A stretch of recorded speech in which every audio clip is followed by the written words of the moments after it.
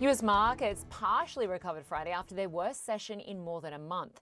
The Nasdaq snapped a three-day losing streak and the S&P 500 finished flat.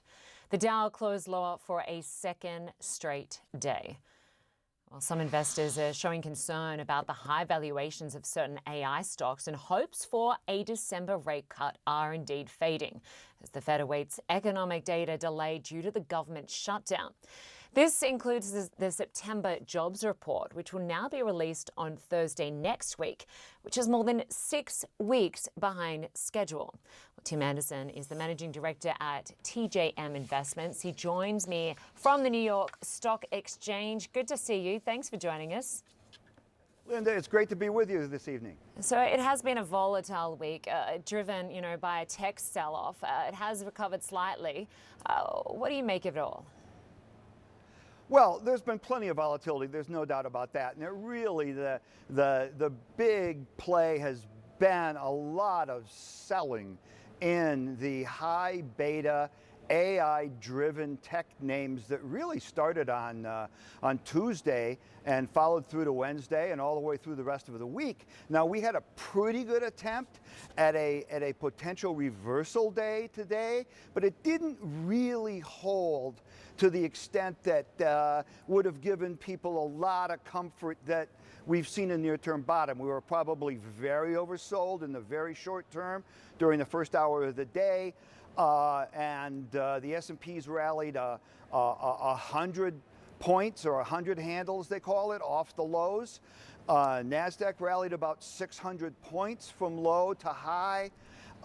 And there are a number of stocks that you will find in the charts that put in what we call an outside day, which is a real potential reversal day with lower lows, lower than yesterday's lows, and closed higher above yesterday's highs. So you'll see a big green bar in a number of the higher quality names in the tech sector, but it feels like the market's got more work to do. Yeah. And of course, Tim, the hopes of a December rate cut certainly are fading. Yes. As the Fed awaits, delayed economic data, including the September jobs report. How much is that uncertainty, around the Fed policy weighing on market sentiment? Well, you mentioned the key word, and that's uncertainty. The old saying is that the market loves good news. It can deal with bad news, but it just hates uncertainty because it can't model it. So basically, you've got 6 weeks worth of economic data that has not been released yet. Now, the Fed meeting is not till like December 10, 11. We're going to get a tremendous amount of data, both that was held up during the 40 plus days that the government was shut, and just the data that would normally come out between now and the second week of December.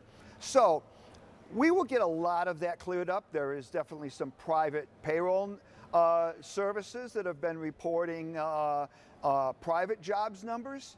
And really what we saw this week from the Fed was that all of the Fed speakers were those that were adamantly against cutting rates in December. So where 3 weeks ago there was a 95% probability of a cut in December, now it's like a 50% probability, a jump ball. And we only heard from the hawks. We didn't hear from any of the Fed governors or Fed regional presidents that are in favor of cutting in December. So I think that whole storyline got a little exaggerated or a little heavy on one side of the story. We'll see how that plays out over the next couple of weeks. And it's not that it's tilted all the way toward there's no way they're going to cut rates. It's just a 50-50 jump ball, which is pretty much what Jay Powell said in his presser during the last rate meeting in October. Yeah, exactly. But still, as you say, no one likes uncertainty. Good to see you, Tim Anderson. Thanks so much.